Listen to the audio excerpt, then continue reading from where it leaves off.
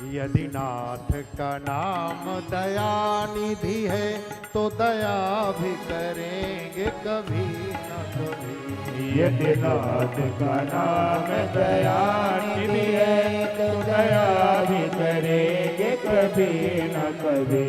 अघहारी हरि दुखिया जन के दुख क्लेश हरेंगे कभी न कभी।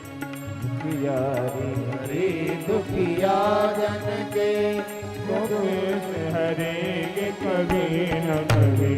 जिस अंग की शोभा सुहावनी है, जिस अंग की शोभा सुहावनी है, जिस श्यामल रंग में मोहनी है, जिस श्यामल रंग में मोहनी है, उस रूप सुधा से प्रेमियों के, उस रूप सुधा से प्रेमियों के दृग प्याल भरेंगे कभी न कभी। रूप सुधा से प्रेमियों के दृग प्याल भरेंगे कभी न कभी। यदि नाथ का नाम दया निधि है तो दया भी करेंगे कभी न कभी। यदि नाथ का नाम दया निधि है तो दया भी करेंगे कभी न कभी। जहाँ गीत निषाद का आदर है, जहाँ गीत निषाद का आदर है। निषाद राज केवट भगवान के धाम में गए, गीत राज जटायु भगवान के धाम में गए। जहाँ गीत निषाद का आदर है, जहाँ गीत निषाद का आदर है। जहाँ व्याध अजामिल का घर है, जहाँ व्याध अजामिल का घर है। वही वेश बना के उसी घर में, वही वेश बना के उसी घर में हम जा ठहरेंगे कभी न कभी। यदि नाथ का नाम दया निधि है तो दया भी करेंगे कभी न कभी। करुणा निधि नाम सुनाया जिन्हें, करुणा निधि नाम सुनाया जिन्हें, करुणामृत पान कराया जिन्हें, करुणामृत पान कराया जिन्हें। सरकार अदालत में है गवाह, सरकार अदालत में है गवाह। कहने का भाव है, जब आप भगवान के धाम में जाएंगे, भगवान कहेंगे क्या किया? आप कहोगे हमने पुरुषोत्तम महीना में, और श्री राम जी के सुपुत्रों ने, श्री राम झंवर जी ने और श्री गोविंदा जी ने, नाम यही है ना, हाँ, अपनी पत्नी आरती के साथ और उन्होंने अपनी पत्नी शीतल जी के साथ और माँ पुष्पा जी के साथ बैठ करके महेश्वरी भवन में जब कथा कराई थी तो हम वहां बैठ के सुने थे श्रीमद् भागवत की कथा। भगवान कहेंगे गवाह कौन है? बोले ऋषिराज महाराज। सरकार गवाह अदालत में, सरकार गवाह अदालत में, ये सभी गुजरेंगे कभी न कभी। यदि नाथ का नाम दया निधि है तो दया भी करेंगे कभी न कभी। हम द्वार में आके खड़े, हम द्वार में आके खड़े, हम द्वार में आपके आके खड़े, हम द्वार में आपके आके खड़े। मुद्दत से इसी जिद में है अड़े, मुद्दत से इसी जिद में है अड़े। भव सिंधु तरे जो बड़े से बड़े, भव सिंधु तरे जो बड़े से बड़े, तो ये बिंदु तरेंगे कभी न कभी। यदि नाथ का नाम दया निधि है तो दया करेंगे कभी न कभी। यदि नाथ का नाम दया निधि है तो दया भी करेंगे कभी न कभी, तो दया भी करेंगे कभी न कभी, तो दया भी करेंगे कभी न कभी। बोलिए भक्तवत्सल भगवान की जय। महर्षि वेद व्यास परम आनंद परम सुख का अनुभव किया है, लेकिन विचार करते हैं जो सुख मुझे मिला है, जिस आनंद की अनुभूति मैंने की है, वो सबको हो, जन जन को हो, सबको यह परम सुख मिले, तो इस ग्रंथ का प्रचार प्रसार किसे सौंपूं? मैं तो बूढ़ा हो चला, अब इतनी शारीरिक सामर्थ्य ना रही कि गांव गांव नगर नगर शहर शहर जाकर मैं इस ग्रंथ का प्रचार प्रसार करूं। तो इस ग्रंथ का प्रचार प्रसार हो, किसे सौंपूं? तो विचार करते हैं जिसे सौंपूं वो परम ज्ञानी हो, क्योंकि ये परम हंसों की संहिता है। तो जो परम ज्ञानी हो वही इस संहिता का अधिकारी है। लेकिन साथ ही साथ ये विशुद्ध प्रेम शास्त्र है, भक्ति का शास्त्र है, तो वो जो ज्ञानी हो उसके हृदय में भगवान की भक्ति भी हो। तो पात्र कौन है? दृष्टि स्थिर हुई शुक पर, पुत्र हैं ये बात नहीं, पात्र है। मेरा पुत्र परमहंस है और मेरा पुत्र भक्त है।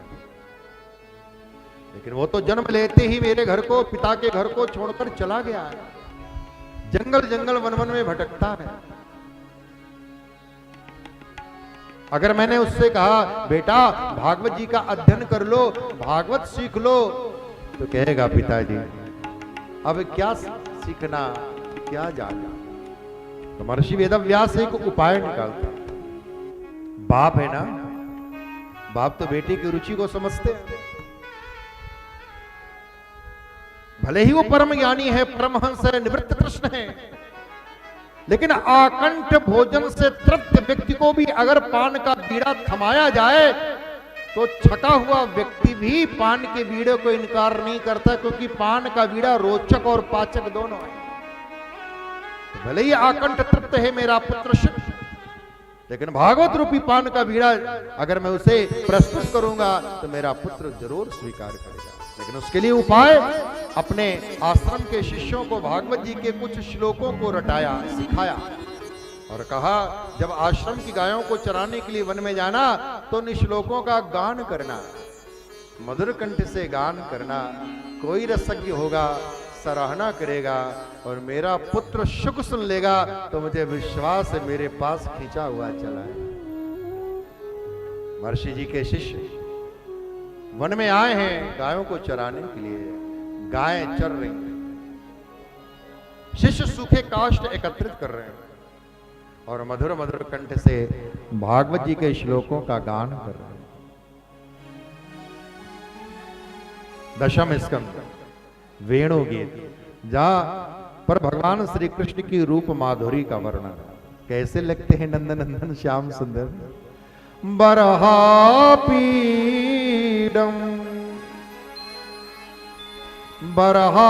बरहापीडम नटवर वपू कर्णयो कर्णिकारं बिभ्रद्वासः कनक कपिशं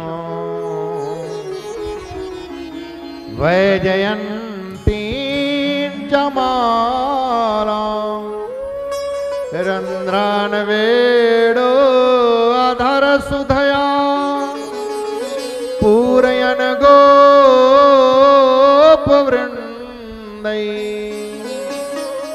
रन्ध्रान् वेणो अधर सुधया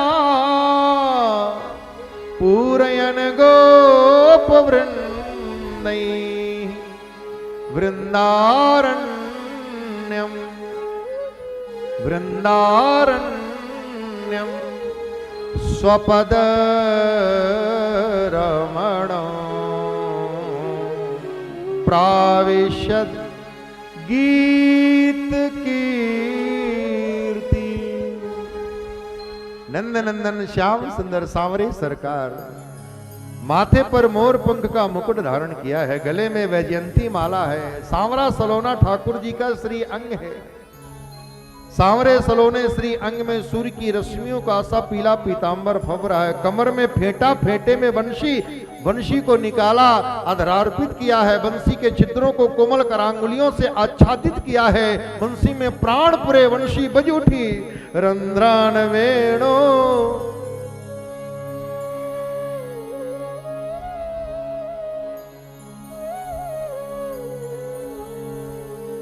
राग आसावरी, मंदा क्रांता छंद रुक रुक कर गाया जाता है।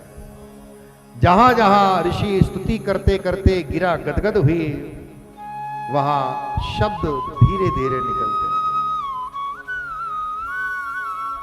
शांताकारम छंद भी मंदा क्रांता छंद। शांताकारम बरहापीडम रंध्रान वेडो अधर सुधया पूरयन गोप वृंदई। वंशी में प्राण पूरे, वो वेणु स्वर संगीत श्रवण करके जड़ चेतन चेतन जड़ हो रहा है। आसपास खड़े ग्वाल बाल सखा नंद नंदन की, बाके बिहारी की मंगल मूर्ति को अपलक अपनी आंखों से निहारते हुए बार बार उनकी कीर्ति का गान कर रहे हैं। वाह लाला, क्या ही तेरी बांसुरी का स्वर संगीत है। रंध्रान वेड़ो अधर सुधया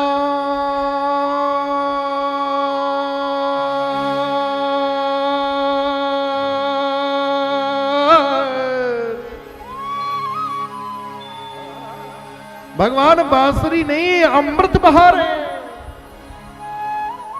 रंध्रान वेड़ो अधर सुधया, अधर अधरामृत, अधर सुधा। संयोग वशाद दैव योग से आज उसी वन विस्तार में भगवान सुखदेव पधारे हैं। एक वृक्ष के नीचे पद्मासनस्थ हो, अर्धो नोमिलित नयन निरुण के ध्यान में निमग्न है। उनके कर्ण विवरों में भागवत जी का यह श्लोक जैसे ही प्रविष्ट हुआ तो बांके बिहारी की एक दिव्य छवि भगवान सुखदेव के सामने मंद मंद मुस्कुराते हुए खड़ी हो गई। बोलिए बांके बिहारी लाल की जय। और भगवान सुखदेव के चित्त को खींच रहे हैं। भगवान सुखदेव का जो निर्गुण ध्यान है,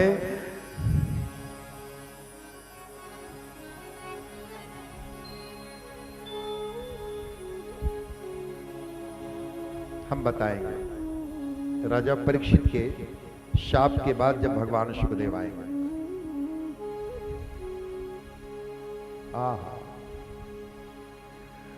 निर्गुण का ध्यान कर रहे हैं भगवान सुखदेव, और उनके मनस चक्षु के सामने त्रिभंग ललित मुद्रा में बांके बिहारी मंद मंद मुस्कुराते हुए नैनों से करुणा बरसाते हुए जैसे ही खड़े हुए, मानो इस श्लोक ने, इन शब्दों ने रूप धारण कर लिया और सुखदेव जी के चित्त को खींच। लेकिन भगवान सुखदेव ने उस स्वरूप को हृदय में पधराया नहीं।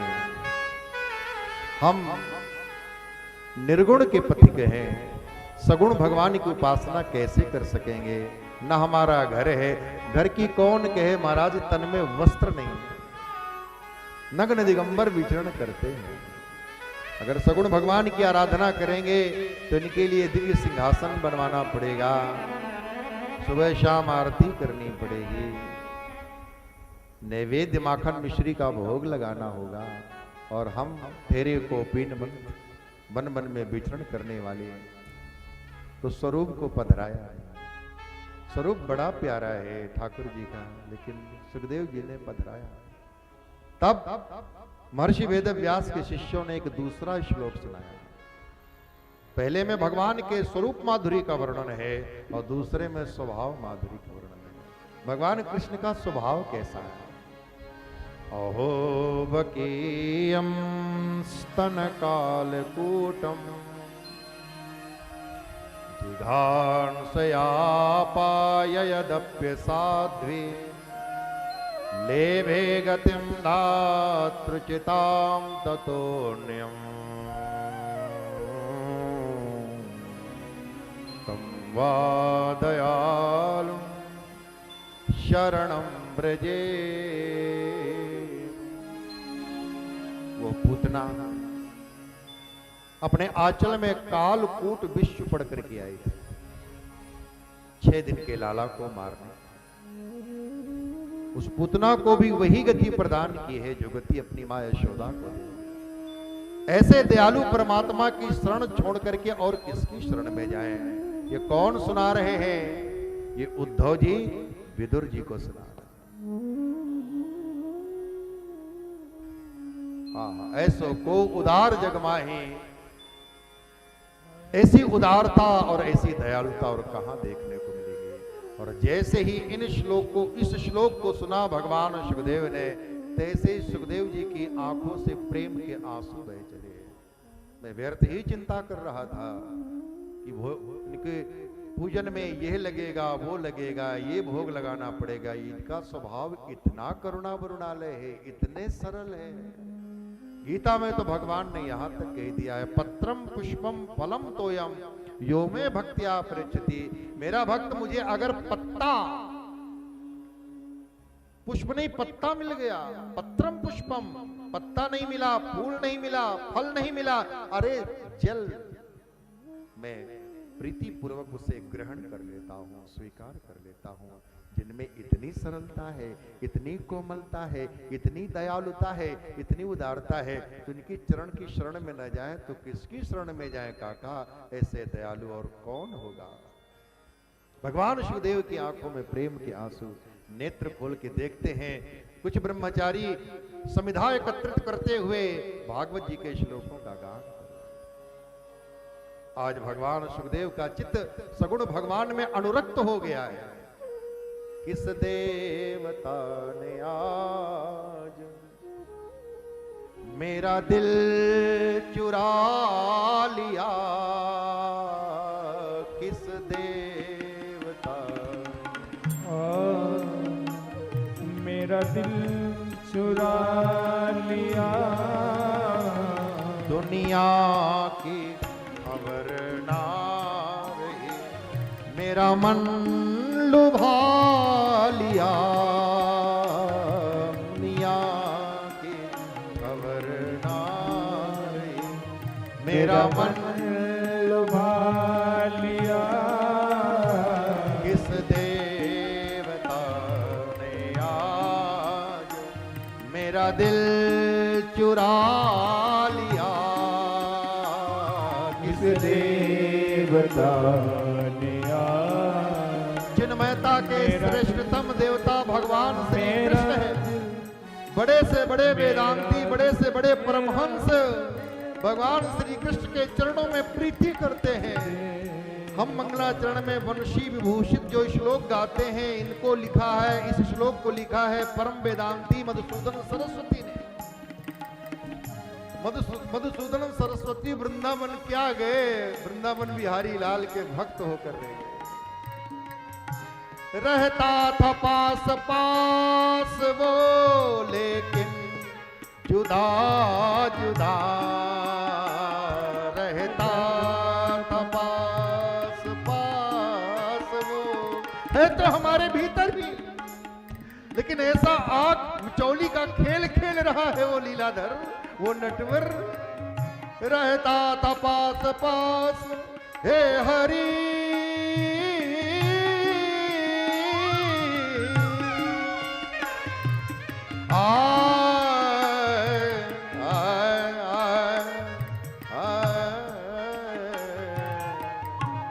राग देश आप इससे परिचित होंगे।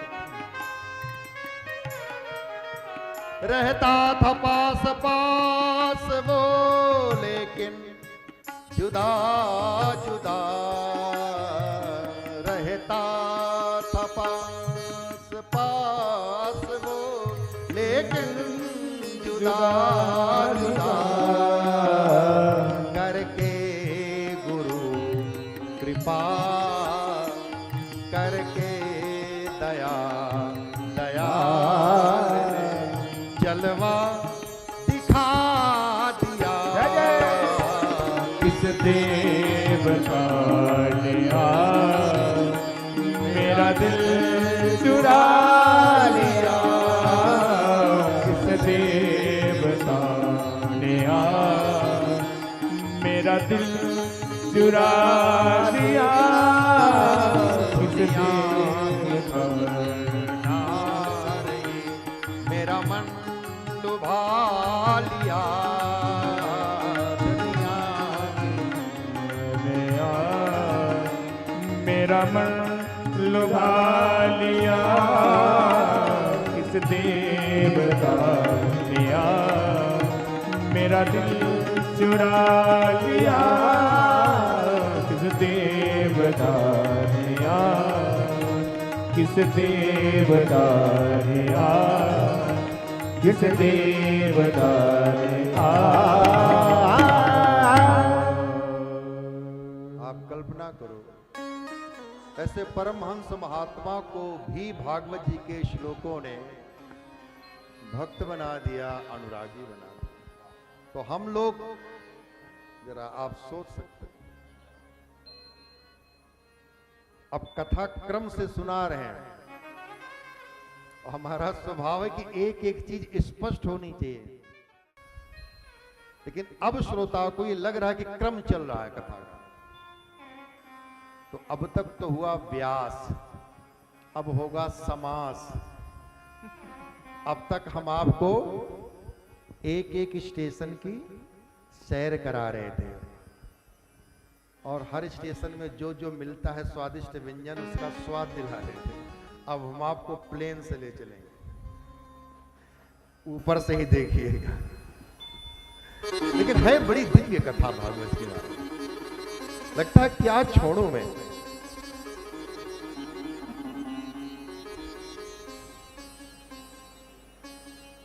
भगवान शिवदेव ने उन ब्रह्मचारियों को पास बुलाया और कहा, बड़े प्यारे श्लोक हैं। ब्रह्मचारियों ने कहा, दो, अरे ऐसे तो 18,000 श्लोकों का खजाना है। अच्छा, ब्रह्मचारियों ने कहा, आपको अच्छे लगे, आपको भाए। भगवान शिवदेव ने कहा, भाई ही नहीं, हमारा मन लुब्ध होके रह गया है। लुब्ध माने चिपक के रह गया,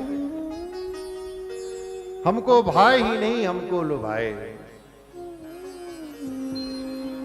ये किस संहिता के श्लोक हैं? ब्रह्मचारियों ने कहा, ये भागवत संहिता के श्लोक। भागवत संहिता? मैंने तो इस ग्रंथ का नाम नहीं सुना, मैंने तो इस संहिता का नाम ही नहीं सुना। तो ब्रह्मचारियों ने कहा, नाम सुनते भी तो कैसे सुनते, ये तो हमारे गुरु महाराज की नई नई रचना है, बिल्कुल लेटेस्ट है। भगवान सुखदेव जी ने कहा, भले ही लेटेस्ट है लेकिन बेस्ट है, और अब तो लगता है बाकी सब कुछ वेस्ट है और जीवन का सच्चा रेस्ट इसी में। बस इतना बताओ इस संहिता के रचयिता को। तो ब्रह्मचारियों ने कहा, हमारे गुरु महाराज। आपके गुरु महाराज का नाम क्या है? हमारे गुरु महाराज का नाम महर्षि वेदम व्यास है। भगवान सुखदेव प्रसन्नता से जहां बैठे थे खड़े हो गए। अरे अरे, तो खजाना कहीं बाहर नहीं, घर में ही है। वो तुम्हारे गुरु हैं और मेरे शरीर के पिता हैं। तब तो पिता की संपत्ति पर मेरा सहज अधिकार है। चलो चलो, मैं भी तुम्हारे साथ पिता के पास चलता हूँ और पिताजी के चरणों में प्रार्थना करके निवेदन करता हूँ कि पिताजी महाराज, अन्य ग्रंथों को भले ही औरों को दे दें, लेकिन वसीयतनामा लिखिए कि भागवत संगीता मेरे पुत्र शुक को मिले।